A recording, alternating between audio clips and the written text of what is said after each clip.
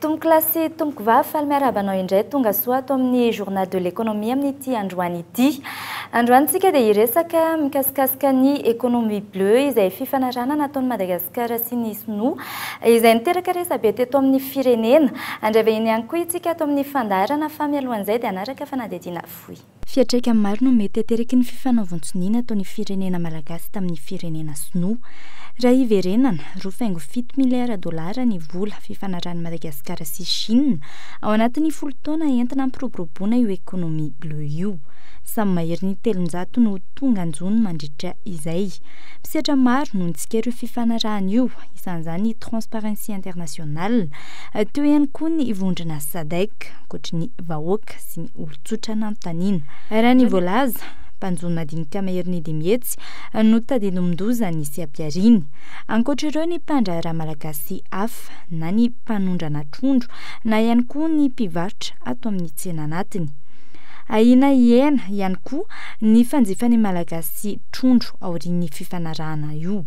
Hatreto aloha, araka ny tatrana avoakany FAO, 7.4 kilao isan'olona isan-taona ny tany fanjifan'ny malagasy hazan-dranomasina.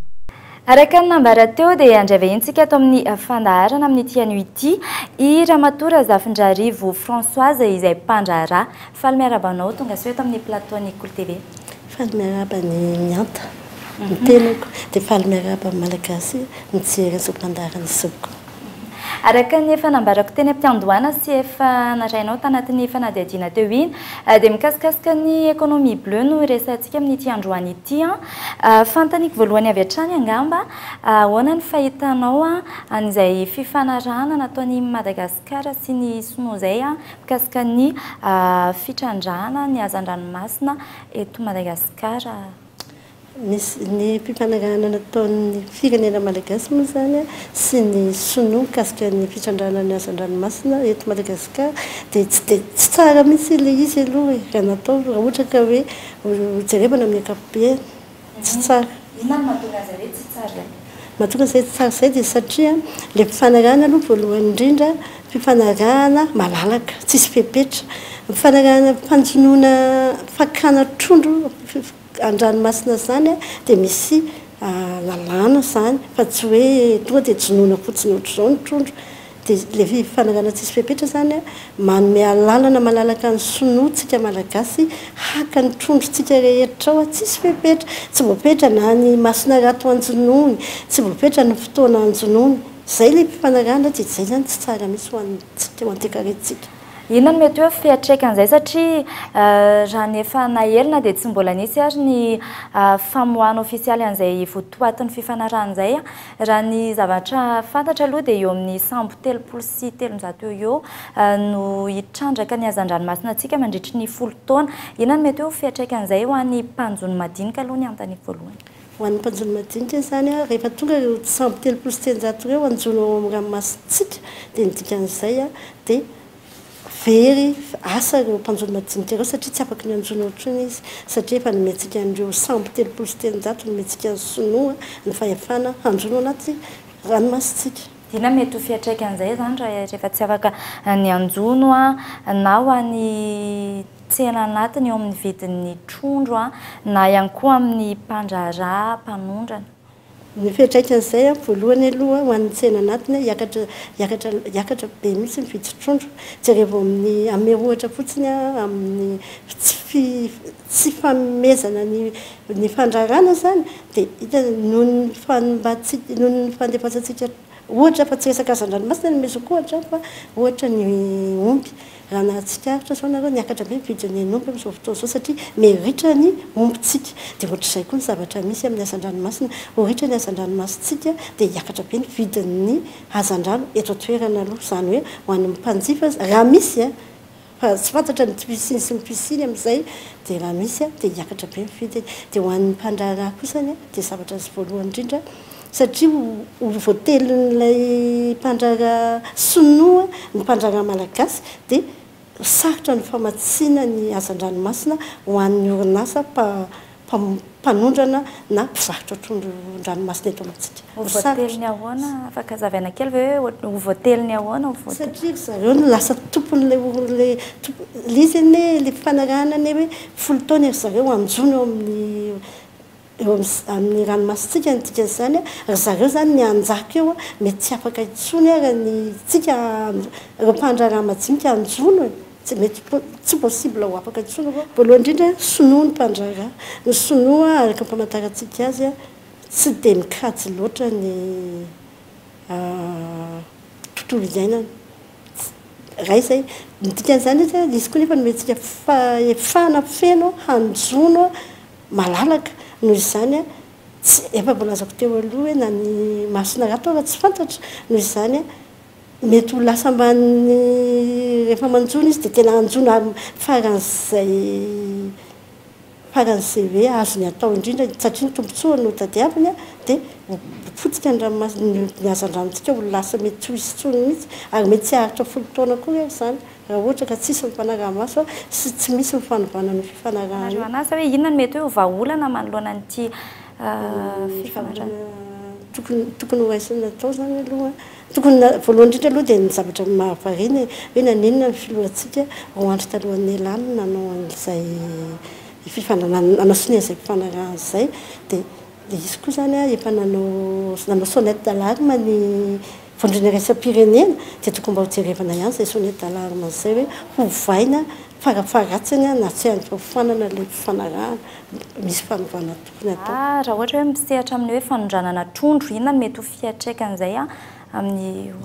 fiatraikan'izay satria ny mpandraraha dia mivelona mpamatsy malagasy malagasy ny mpamatsy mpandraraha misehatra amin'ny fanjonoana zany amin'ny fanondranana trondro dia noho izany ny fiatraikan'izany a dia mety tsy afaka ny amatsy ny mpandraraha malagasy itsony reo mpandraraha satria izy arany ho very asy mety tsy afaka tsy afaka tsy manana entana intsony izy inikatona zany katona reny raha ohatra ka mitohiny raha ohatra ka tsy ho jerevana misy fanovana io fifanarahana kontika zavatra ohatr'izany a tokony a mba zay olona misehatra amin'le izy koa mba hakana hevitra zay ny zavatra tsara indrindra zay olona misehatra ao anatin'le fandrarana zany a tokony mba hatsona hakana hevitra alohan'ny andraisana fanapakevitra goavana ohatr'ireny fanapakevitra goavana mantsy ireny ho anareo ihany koa hoe satria azan-dranomasina ny voaresaka hoe ho azany sinoa anatin'le izy a mipetraka ve ny ayay anareo a mikasika ny hoe mety tsy ho zay ihany no voatrandraka ao anatin'ny izay folo taona izay manao ahoana mikasika an'izay zany aloha dia averiko indrainy efa niteny teo aloha fa ny sinoa tsy dia mitandro ny tontolo iainana tsy zay zany tsika rehetra mahalala an'izay noho izany a rehefa mitrandraka izy a zavatra azo eritreretiny zany hoe zay zavatra rehetrarehetra ka izy koa nge ny alalana nomena azy hoe maka manjono afaka mampiasa an'le ranomasitsika izy mandritra ho folo taona noho izany zay zavatra ao zany azo nitrandrahana daholo izy koa moa zany tokony ho izy nge nampahalalana alohan'ny nanaovana sonian'le izy hoe nety any votoaty fifanarahana satria lasa miahiahy daholo ny olon-drehetra amin'le votoaty mety amintsika aloha ve sa tsy mety amintsika ny fanarahana iny averiko indray zay fantaniko zay any dia orinan'izay fantaniko zay dia hoe inona no mety vaolana manoloana an'izay ho antsika malagasy aloha zany a tsy mety amintsika le fifanarahana satria malalaka loatra fa rehefa misy fifanarahana ohatran'io a raisam-pirenena ohatran'io a dia mba atao azahoantsika malagasy a tsy ahaveriny tombontsoa atsika malagasy zany nefany a mampiditra vola ihany koa fa tsy atao malalaka be ohatr'izany zay aloha dia ny vahaolana atao tokony ho vaina farafaratsiny le fifanarahana na misy ary le fifanarahana dia asiana fanovana fa tsy atao malalaka be ary tsy atao be da be loatra koa telopolo tenjato zany hoe mianta betsaka ane zany na mpanjonontsika angamba tsy mahatratra an'izany dia tokony mba ahena na anisany mety ohatrany ahoana le fanovana hitanareo sosikevitra hitanareo ny zavatra izy moa zany tsika tsy tena nafantatra le votoaton'ny fifanarahana fa ny zavatra atao fotsiny zany dia zay hoe satria mantsy ny vondrona raisam-pirenena efa nanome vahaolana ihany amin'le fifanarahana dia farafaratsy mba arahana le zavatra takin'ny vondrona raisam-pirenena fa tsy atao malalaka be ohatr'izany ny ny fanarana le fanarana ny eo raha ohatra ka natao hoe manaraka mba hoe misy fepetra zany tsy manina fa izy nge malalaka be hoe 300 manjony mandritra ny 10 taona tsy azo tsy arakarahany fa ohatra ny malagasy zao a manjono dia misy fahazavon-dalana dia misy koa ny fotoana hoe amin'izao fotoana zao tsika tsy afaka manjono dia tokony mba farafarasy ny arahany izay fepetra izay dia ahena koa izy fa tsy 300 zany ny tonga dia indray anjono eo anaty ranomasika olona firenena iray tokony mba ahena zany fa be loatra raha fahitako azy tena ny atsasany raha mbola be da be zany a fa farafaratsy mba fa maninona nefa raha mba fifanarahana hoe tsotsotra kokoa le izy azan-dranomasika ny tena io zany tena aretintsika nefa dia avelantsika ho anjakan'ny olona tsy mety zany le fepitaona indray ahoana fahitanareo anazy lava loatra koa le fepitaona satria 10 taona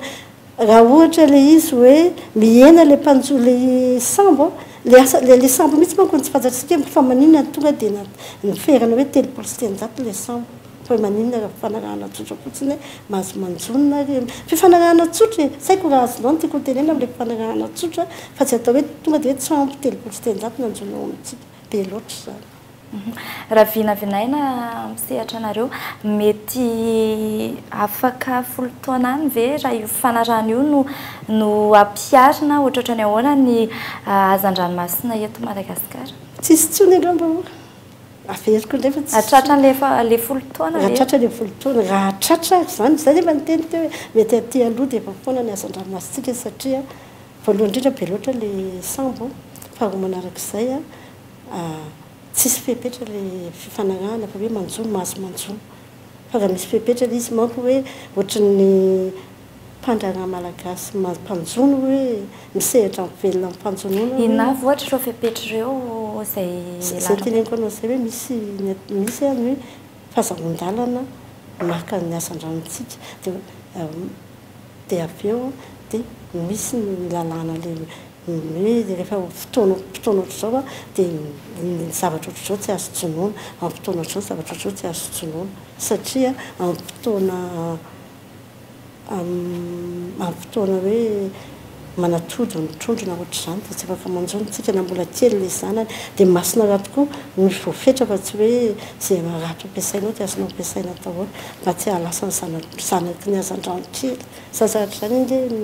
tokony fantatry ny mpitondro zany satria zany ny zava-misy amin'ny asa mikasika fanjonoana efeny izay fanazavanao zay a mifarany atreany koa ny fandarana amin'ity anio ity ankasitrahany ianao nanaiky ny vahiny teto amin'ny fandarana journal de l'économie tamin'ity androany ity ndraindra mianta